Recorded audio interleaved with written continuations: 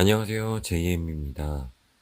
자, 오늘은 태양광 그리고 풍력에 대해서 여태까지 잡설로 이뤄왔던 것 중에서 이거를 몇 번을 했는데 중간에 자꾸 제 컴퓨터가 나빠서 그런지 뻑이 나서 다시 하느라고 시간이 좀 걸렸습니다. 태양광 그리고 풍력에 대해서 한번 알아보도록 할 건데요.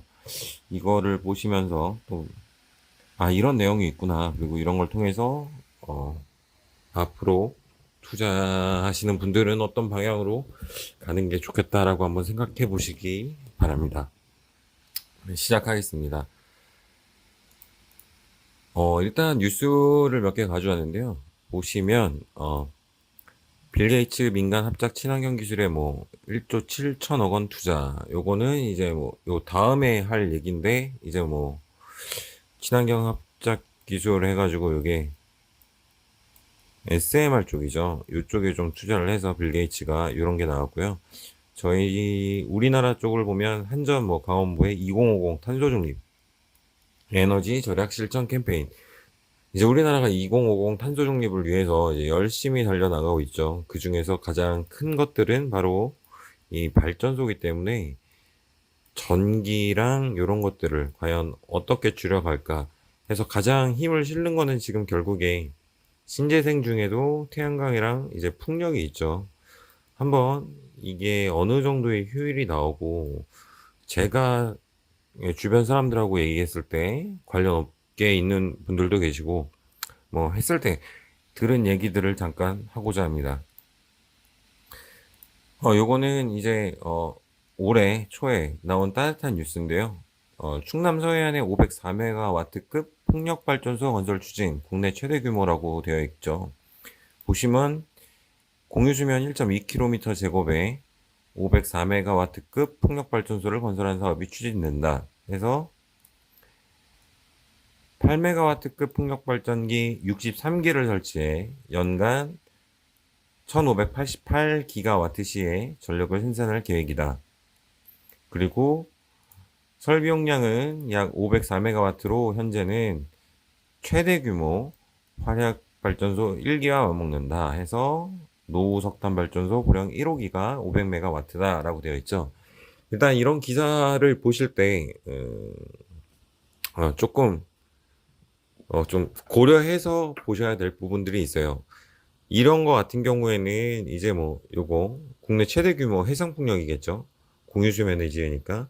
그리고 뭐 이만큼 돈을 투자해서 8메가와트급 63호기를 한다. 그럼 여기서 좋은 거는 요 풍력발전기 63기를 납품하는 회사들이 이제 좋겠죠. 그리고 연간 1588기가와트 시에 전력을 생산할 계획이다라고 했습니다. 그리고 여기서 제일 중요한 게 504메가와트급으로 최대 규모고 요건 사실이고 화력 발전소 한 기와 맞먹는다. 요것도 사실이거든요. 왜냐면 여기 나와 있잖아요. 보령 발전소 1호기 용량이 500메가와트다. 그래서 설비 용량은 똑같은데 사실상 똑같은데 이게 과연 그러면 1588기가와트시를 이제 풍력 발전을 생산하는데 석탄 화력 발전 500메가와트일 경우에 요거를 생산하느냐가 이제 똑같으면 요거 두 개가 똑같으면 이제 비교가 되겠는데 문제는 요 두 개가 확연히 다르다는 거죠. 확연히 다르기 때문에 약간의 좀 그 한쪽에 편해서 쓴 기사다라고 보시면 될 것 같습니다. 요 자세한 거는 뒤에서 다시 한번 말씀드리겠습니다. 자, 이번에는 또 비슷한 뉴스인데 다른 겁니다. 태양광 안면도에 국내 또 최대 규모 태양광 발전소 설립. 이번엔 태양광이죠. 요것도 올해 뉴스고요. 보시면 국내 최대 발전 용량인 300메가와트급 태양광 발전 단지를 조성하기 위한 업무 협약을 맺었다. 이렇게 돼 있죠. 그리고 요거는 2,970, 1000m 제곱이랍니다. 이게 왜 이렇게 어 단위를 쓰는지 모르겠는데 그냥 2,970km 제곱이요. 예, 2,970km 제곱. 아마 이게 이렇게 쓰게 되면 그 땅을 차지하는 부지에 있어서 이제 여기 보면 1.2km 제곱 이랑 이제 너무 비교가 되니까 일부러 약간 이런 식으로 단위를 줄여서 쓰는 것 같습니다. 그래서 이런 것도 좀 생각을 하시면서 보셔야 되고요. 그래서 뭐 어쨌든 뭐 이렇게 발전소 완료를 할 거고, 여기도 조심하셔야 될 게 25년간 7200기가와트 시에 달하며, 요거는 뭐 화력 2는 화력 발전 대비 이산화탄소 715만 톤, 미세먼지 231톤을 줄이는 효과가 있다라고 되어 있는데, 문제는 조금 이상하신 거 못 느끼시겠어요? 요걸 읽었을 때 이게 25년간 7200기가와트 시면 아까 풍력 같은 경우에 1588기가와트신데 이게 훨씬 많다는 건데, 잘 읽어보면 이제 그런 거죠. 25년간이기 때문에 실제로 1년간에는 288기가와트 시 퍼 이열이 되겠죠. 그냥 단순하게 25년간으로 나눴을 때. 그래서 실제 1년 동안 얘가 발전해서 이제 전력을 공급할 수 있는 수준은 요 정도가 된다. 그래서 지금 저는 헷갈리는 게 과연 이거를 715만 톤, 231톤을 제가 생각했을 때는 1년간 줄이는 게 아니라 1년에 이만큼씩 줄이는 게 아니라 25년을 계산했을 때 요만큼을 줄일 수 있다라고 생각이 되고요. 요것 또한 그래서 일단 한쪽에 친환경 쪽으로 약간 유리하게 작성된 기사고, 아마도 요 두 기사들의 공통점은 업체나 뭐 이렇게 오너 입장에서 그 IR팀에서 홍보자를 줬고 그거를 썼겠죠. 그래서 이런 식으로 통일이 안 되고 좀 유리할 때 유리한 식으로 받아 쓰는 것처럼 나오는 것 같습니다. 이거는 지금 바로 위에 거, 태양광 발전소에 이제 조감도를 가져왔는데 이게 폐부지거든요. 보시면 여기 폐부지, 폐염전, 폐목장 부지에 발전소 설치 면적을 한다고 했으니까 여기가 폐부지예요. 그래서 이런 식으로 폐부지에 이렇게 설치를 하는 거죠. 근데 이게 조금 보시면 여기 이런데 동산 같은 것들 있잖아요. 산 주변 또 여기도 산 중간에 이제 나오는 데를 최대한 평지 쪽을 다 고려를 한 것 같아요. 근데 이렇게 되면 뭐 물론 다 고려를 하셨겠지만 훌륭하신 분들이 설계하니까 해가 이렇게 와서 이렇게 간다거나 아니면 거꾸로 오겠죠. 갔을 때 해가 비칠 때 분명히 이쪽에 그림이 그림자가 져서 분명히 데드존이 발생할 겁니다. 그래서 그만큼의 발전이 떨어지니까 아마 조금은 이 사람들이 발표하는 최고의 자료에서 조금 더 효율이 더 떨어지지 않을까 이렇게 생각하는데요. 이거는 한화에서 미국에 수주를 한 태양광 회사가 있어요. 그 미국의 회사에서 수주를 받았는데 그 회사가 운영하고 있는 텍사스에 있는 그 실제 운영하는 사진을 가져왔는데, 보통 이렇게 되기 때문에 태양광 같은 것들이 땅이 넓은 곳에서는 효율적으로 운영이 될 수 있는 거죠. 이 넓은 부지에 여기도 아직 빈칸이 많잖아요. 여기 채우면 됩니다. 그냥 태양광 쌀 사서 채우고 채우고 채우고 채우고 하면 더 늘릴 수 있어요. 뭐 물론 여기에 필요 설비들이 있어서, 너무 항공사진이라서 필요 설비가 있어서 이렇게 비워놓은지는 모르겠지만 그냥 넓은 땅에다가 이렇게 깔아놓으면 이런 평지에, 뻥 뚫린 평지에 하면 훨씬 더 효율이 좋기 때문에, 그리고 여기 텍사스 같은 경우는 우리보다 이제 태양광 발전하기에 좋죠. 그 해가 잘 드니까요. 이런 장점을 갖고 있기 때문에 이런 걸로 이제 쭉 깔아도 전혀 문제가 없습니다. 요거는 또 한 예로 이제 구글 맵에서 이렇게 스위트 워터라고 치시면 여기 나와요. 요런 곳이 나옵니다. 요것도 텍사스죠. 스위트 워터 치면 지금 여기서 봐야 될 게 메를린인데 요게 스위트워터가 여기 있죠. 여기를 보는 거예요, 지금.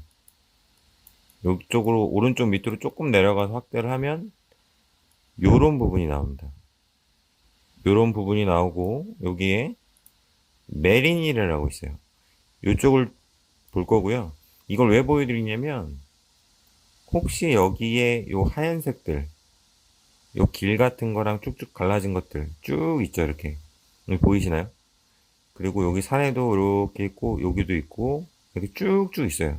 쭉쭉쭉쭉 쭉쭉쭉 뻗어 있는데 이게 뭐냐면 요 메리니를 잘 보고 그쪽을 확대하면 여기 메리닐이 있죠. 확대하니까 또 나오죠. 이렇게 쭉쭉쭉쭉쭉 이 흰색이 나오는데 여기에 요 점들 보이십니까?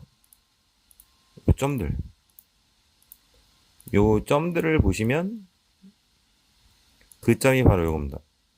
그 점 하나하나마다 이제 풍력 발전이 들어가 있는 거죠. 보시면 여기 메리닐에 이쪽에 교회가 있을 거예요. 그래서 확대해 보면 이렇게 요 점들 하나하나가 전부 다 이런 풍력 발전입니다. 그래서 산 쪽을 봐도 이거는 이제 텍사스의 그 아까 요 부분이거든요. 요 부분에도 봐도 평지에만 하는 게 아니라 땅이 워낙에 넓다 보니까 그냥 이렇게 올라가는 부분에 여기도 점들이 있잖아요. 점, 점, 점, 점, 점, 점, 점. 이런 점들이 전부 풍력 발전이라는 겁니다. 이렇게. 이게 이런 풍력 발전 같은 거나 그 태양광 같이 땅덩어리가 좀 있는 데서 이런 거를 하게 되면 이제 어마어마한 장점이 있죠. 탄소 절감도 되고 이제 나라의 이제 그 밑받침이 될 수 있는 기반이 될 수 있는 전기를 만들 수 있는데 이제 우리나라 같은 경우 조금 아쉽다는 거죠. 계략적으로 한번 계산을 해봤어요. 그래서 이 50km 바이 50km는 축척을 봤을 때 요거의 축척을 봤을 때 여기 50 여기를 50으로 잡았고요. 편하게 계산하기 위해서 그냥 반 어차피 정사각형에 직사각형의 반 요것만 사용한다 하고 그리고 이 지도상으로 보면 가까운 풍력은 약 300m 거리마다 하나 있는데 그냥 대충 반을 사용한다 하고 어차피 원으로 이렇게 돼 있으니까 거기에서 반을 했죠. 거기다가 1.5는 왜 나눴냐면 아까 기사에 보면 1.2km 제곱으로 되어 있습니다. 그 공유수면에 1.2km 제곱에 504메가를 한다고 했으니까 그냥 편하게 했어요. 1.5 지상은 좀 더 넓어야 될 테니까 1.5km 제곱에 500메가와트라고 했을 때 이 정도의 설비 용량이 나오고 이건 약 416기가와트의 설비 용량입니다. 이렇게 따지면 지금 이 정도 제가 보여준 이 스위트워터 쪽의 규모는 설비 용량으로만 따지면 원자력의 1000메가와트급 400대 발전 용량이고요. 이게 반이 너무 많이 잡은 거 아니냐. 요게 2분의 1이. 라고 해서 이걸 또 4분의 1로 쪼개면 요것만 하면 그러면 또 그래도 100대 수준의 발전을 할 수 있습니다. 물론 이게 당연히 한 대, 원자력 한 기랑 풍력 한 기, 설비용량이 같다고 해서 생산을 할 수 있는 전기 양은 다르지만 1년간 연간 생산 양은 다르지만 용량으로만 따졌을 때 딱 이렇게 나온 겁니다. 그래서 이런 걸 보면 일단 제일 안타까운 건 이런 거죠. 그 땅덩어리 크기에서 이제 불러오는 차이가 이제 어마어마하게 달라진다는 거죠. 우리나라 같은 경우는 저런 면적을 확보하기도 힘들고 하다 보니까 이제 공유해상까지 나가게 된 거고 근데 미국 같은 경우는 이제 워낙에 땅덩어리가 넓으니까 이제 지을 수 있는 거죠. 그래서 이게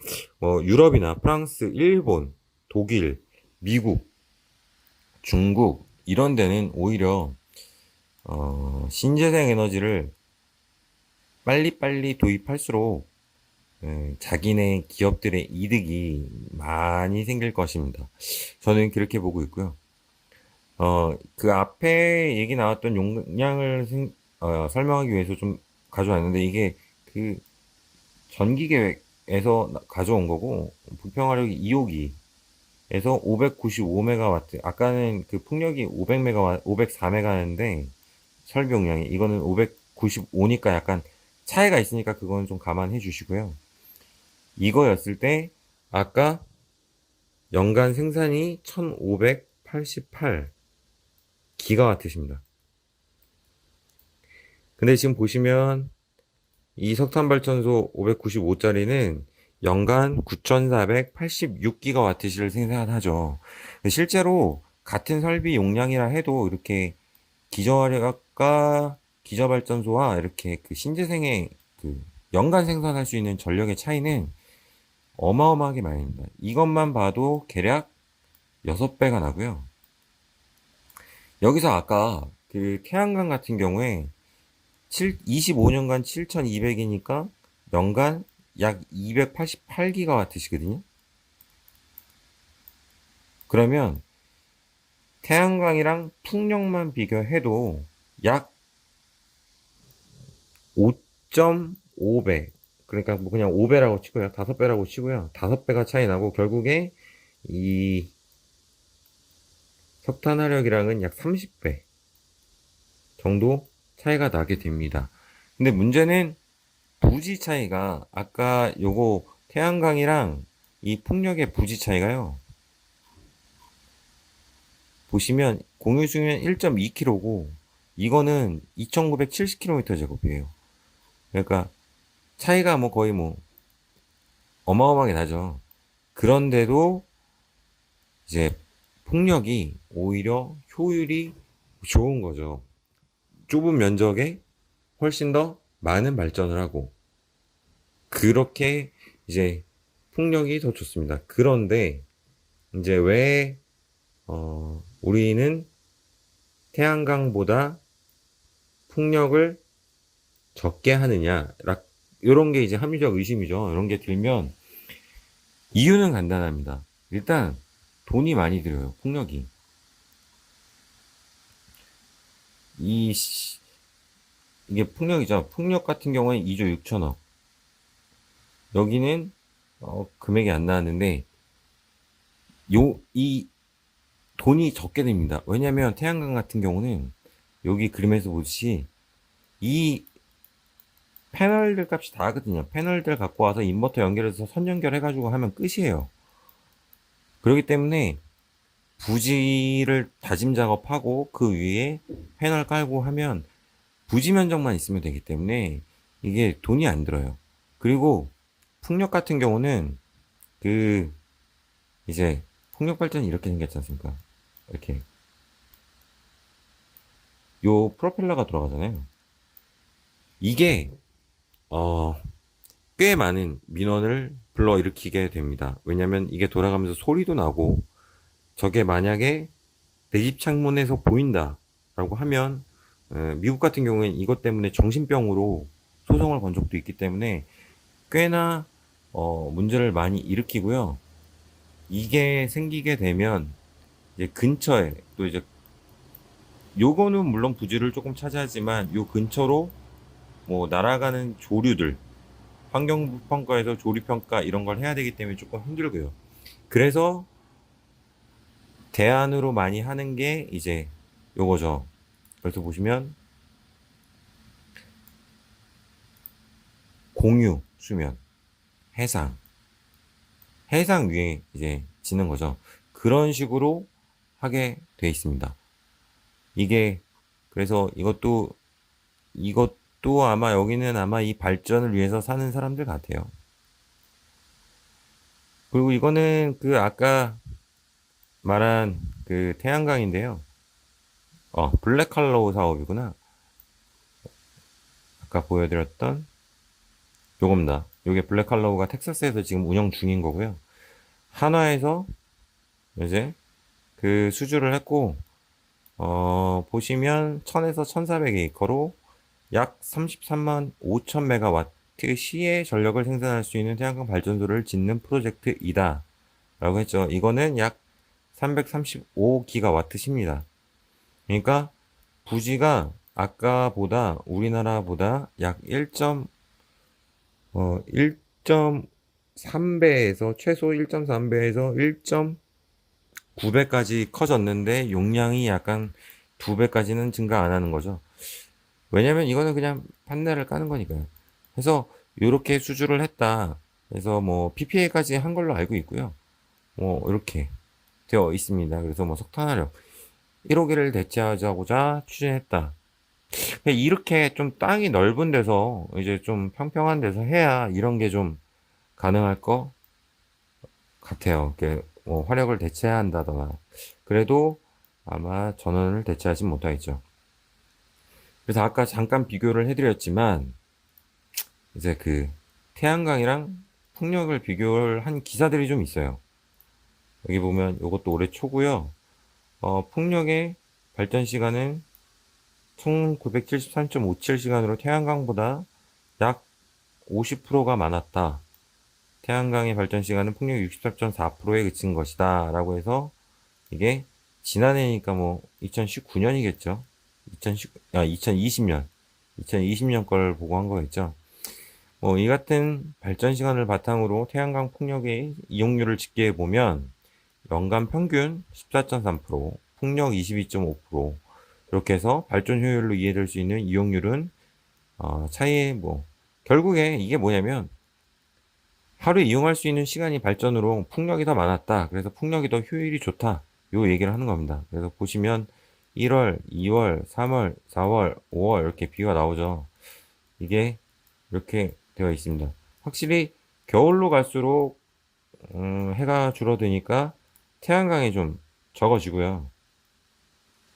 그리고 이제 여름으로 갈수록 조금씩 봄, 가을 쪽에서 좀 많아지는데 여름은 아마 장마 때문에 좀 줄어든 것 같습니다. 태풍이랑.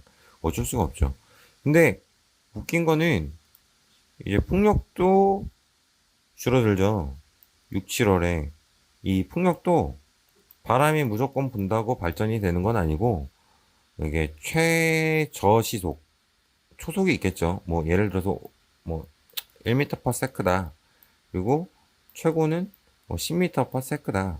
뭐 이런 시속이 있을 거예요. 그래서 풍력도 요거보다 0.5m/s로 분다 그럼 발전이 안 되는 거고 뭐 태풍이나 아니면 강풍이 불어서 뭐 11m/s가 분다 그러면은 이제 발전이 안 되죠. 왜냐면은 돌다가 프로펠러 고장날 수 있기 때문에 발전을 안 시키고 아마 꺼놓고 그냥 자율적으로 그냥 자연히 돌게만 연결은 안 시키고 돌릴 수만 있게 해놓는 걸로 알고 있습니다. 그래서 이런 바람에 따라서 영향을 많이 받기 때문에 이제 약간의 좀 이제 차이가 있는데 제가 생각했을 때는 이제 태양광이 조금은 더 이거보다는 올해는 더 올라가고 내년에는 더 올라가지 않을까 싶어요. 왜냐면은 여름의 날씨만 봐도 점점 더워지고 있다는 건 해가 그만큼 길어진다는 거니까 약간 그러지 않을까라는 생각은 들고 있습니다.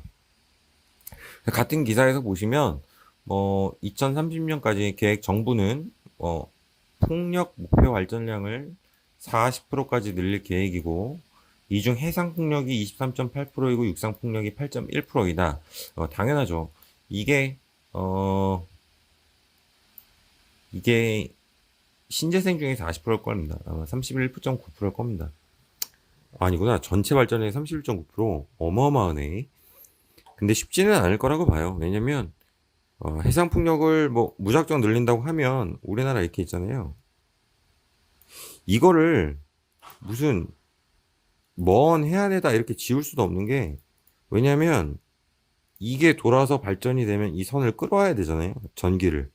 어딘가 저장을 시켜야 되고. 근데 이거에 길면 길수록 이게 충분히 박히지도 못할 테고 해상 풍력이 이 줄을 까는데도 돈이 많이 들기 때문에 이렇게까지는 못하고 아마도 이제 이렇게 있으면 근해 가까운 곳에 이렇게 하거나 여기 섬들이 있으면 섬들 사이에 해야 되는데 이게 문제가 뭐냐면 이걸 너무 가까이 하면 백길이 막혀요. 백길이 막히기 때문에 안 돼.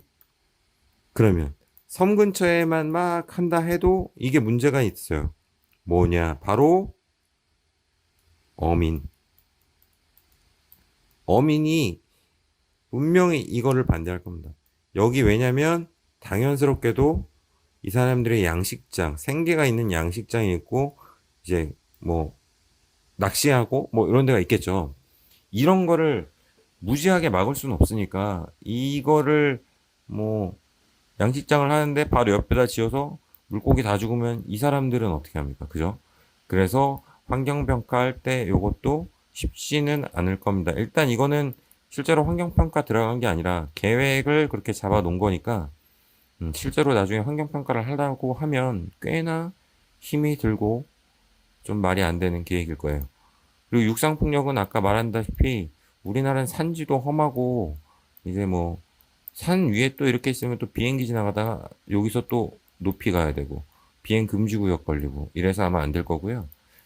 어, 그리고 일단 그 산지에 풍력을 짓는 게 힘들 겁니다. 우리나라 같은 경우에 산이 뭐 이렇게 조그만 동산이 아니잖아요. 산이 좀 높은 것들이 많으니까 이렇게 지어도 좀 힘들 겁니다. 그리고 더 웃긴 거는 결국에 친환경을 하기 위해서 환경을 파괴하고 산 위에다가 뭐 숲을 다 깎고 짓는 것 자체도 아이러니하니까요. 뭐 좀 그렇습니다. 그리고 여기 풍력업계 관계자는 뭐 해상풍력 이용률은 육상풍력보다 높게 나온다. 당연하죠. 이거는 뭐 가로막고 있는 게 없잖아. 산의 중턱에 이렇게 있는 게 아니라 그냥 바다 바다 있으면 여기다 이렇게 하는 거잖아요. 당연하죠. 근데 이것도 높게는 나오는데 제주로 내려갈수록은 태풍의 영향 때문에 쉽지 않을 거고 이제 또 섬이나 근처에 가면 어민 때문에 쉽지는 않을 거다 라고 생각을 합니다. 그래서 뭐 저는 요거는 조금 힘들 거라고 생각하고요. 풍력 발전은 효율 면에서 태양광보다 높지만 풍력은 투자 규모 등 사업 단위가 훨씬 큰 편이어서 성장 속도가 더딜 수밖에 없다. 이건 결국에 태양광은 자본이 좀 적게 든다는 얘기죠. 지을 때 패널이 있고 싼 패널만 해가지고 하면 되니까. 근데 이거는 이제 폭력 같은 경우는 이것도 사야 되고, 이 블레이드 사야 되고, 뭐 사와야 되고, 그래서 뭐 만드는 회사가 또 비싸게 팔 테니까 이것도 비싸겠죠. 설치도 또 따로 해야 되고 전문. 그래서 태양광 같은 경우는 조금 작은 규모의 회사들도 쉽게 다가갈 수 있는데 풍력은 조금 힘들어요. 중견은 돼야지 되지 않을까 싶습니다. 그리고 여기 보면 사업 참여자가 제한적일 뿐만 아니라 인허가를 얻기 쉽지 않고 주민 신청 확보층에서 애로점이 많다. 그러니까 이게 다 제가 지금까지 이렇게 드렸던 말씀이 전부 이렇게 그냥 이런 식으로 돼 있다라고 생각을 해주시면 될 것 같습니다. 그래서 실질적인 태양광과 풍력이 약간 실제로 해야 되는데 태양광과 풍력의 미래를 걸기에는 너무 좀 암울하다라고 생각을 하는 게 맞는 것 같습니다. 요거는 이제 제주도에 있는 해상풍력발전단지. 땅에서 얼마 안 나가잖아요. 그래서 이렇게 바다 위에 이렇게 띄워가지고 해놓는 건데 이게 블레이드 각도가 다 달라요. 참고로 말하면 바람은 이렇게도 불고 이렇게도 불고 이렇게도 불고 이렇게도 불기 때문에 가장 많이 부는 쪽으로 일단 해놨지만 그 와중에 각도를 조금씩 틀리게 해놓습니다. 왜냐면 그래야지 바람이 이렇게 불 때도 있고 이렇게 불 때도 있기 때문에 이 중에 몇 개씩은 항상 최고로 발전을 할 수 있게끔 이 중에 적어도 두 개는 뭐 요쪽 해놓으면 세 개를 이렇게 해놓으면 이렇게 볼 때는 얘가 많이 발전하고 이렇게 볼 때는 얘는 적어도 얘는 많이 발전하고 뭐 이런 식으로 나눠 놓기 때문에 약간은 이렇게 비틀어져 있습니다. 이거는 그냥 참고입니다. 근데 이제 이렇게 돼 있는 경우에 이제 여기 뭐 주민 어장이 있다. 뭐 근처에 어장이 있다. 그럼 배가 이를 사이로 갈 수도 없고 이렇게 돌아서 가야 되고 이 어장에서 이제 고기들이 이 밑에 또 분명히 많을 겁니다. 그래서 힘들 겁니다. 이 항상 발전소는 가장 힘든 게 이 인허가와 바로 근처 주민들, 요게 가장 힘들거든요. 그래서 요거 두 개만 해결하면 다 되는데 요게 제일 힘들어서 좀 오래 걸리죠. 요거는 이제 옛날 기사 14년인데 14년에도 이런 기사가 있었어요. 그 풍력은 1메가와트의 전력을 생산하기 위해서 딱 6평만 있으면 되는데 25억 원에 태양광으로 같은 전력을 생산하기 위해선 대지 5,000평과 뭐 모듈 40억 원어치가 필요하다라고 하는데 실제로는 뭐 모듈 이게 똑같은 전력을 생산하기 위해서는 그렇죠. 그렇죠. 당연히 태양광이 많이 든다. 효율도 낮고 워낙에 발전 효율이 낮아서 어쩔 수가 없습니다. 옛날부터 이거는 이렇게 나와 있던 겁니다. 기정사실화되어 있는 건데 이상하게 요즘에 보면 좀 안타까운 건 그 태양광이 모든 친환경의 답이다라고 생각하시는 분들이 많은데 사실은 가장 비효율적인 것이죠. 이 효율을 위해서 이 큰 대지를 파괴하는 것 자체가 정말 아이러니하죠. 그래도 우리나라 현실 속에서 어떻게든 탄소 중립을 하기 위해서는 이제 뭐 풍력과 태양광 그리고 뭐 수소 이런 것들로 가야 되는데 가장 큰 문제는 결국에 우리나라는 RE100에서 리유저블 에너지를 뭐 100% 사용한다 요거에서 원자력을 빼버렸죠. 원자력을 빠지고 원자료 아웃 수소 들어와 이렇게 됐죠. 이것 때문에 좀 이제 말이 많죠. 설왕설래가 많은데 결론적으로 말씀을 드리면 어쨌든 요거는 물론 이 수소 발전 기술에 따라 달라지겠지만 요거는 곧 나갔다가 다시 들어와서 많은 부분을 차지할 것 같다고 생각을 하고 있습니다. 여기 보시면 이거는 미국 가정용 태양광 설치 붐. 여기도 붐이 일었죠, 당연히. 그리고 올해 초기사예요. 그래도 태양광 업체는 적자다. 왜냐? 부지 많이 들고 하는데 이거는 결국에 그 금융업체를 끼고 파이낸싱 받아서 이자놀이를 하는 거거든요. 그리고 그 우리나라에서는 REC라고 그러는데 그 왜 뭐야 탄소 배출권 같은 거를 팔아서 이제 전력회사에서 구매하고 이걸로 많은 이득을 남기는 건데 이거 사실 여기도 잘 나오는데 태양광은 마술 기술이 아니라 그냥 판넬을 세우는 거예요. 그냥 건설 공사예요. 근데 가장 매직은 요거죠. 금융. 파이낸싱을 어떻게 받냐에 따라서 오퍼레이팅을 어떻게 하냐에 따라서 엄청난 이익을 납니다. 그래서 우리나라도 태양광이 한때 인기를 끌었을 때 뭐 REC가 뭐 30만 원, 40만 원 막 이랬죠. 근데 지금은 뭐 10만 원, 8만 원, 7만 원 이러죠. 이거는 어쩔 수가 없습니다. 점점 낮아질 거고 이게 좀 안타까운 말이지만 그래도 국가에서 보조를 해주지 않는 한 아직은 엄청 힘들지 않을까 싶습니다. 그래서 이게 지금은 뭐 금융을 떼어놓고 보면 연료전지도 아마 지금 우리나라 핫한 게 연료전지였는데 이것도 금융에서 조금 파이낸싱이 나빠지면서 이제 수익성이 줄어드니까 이제 연료전지도 막 옛날처럼 달려들지 않고 있죠.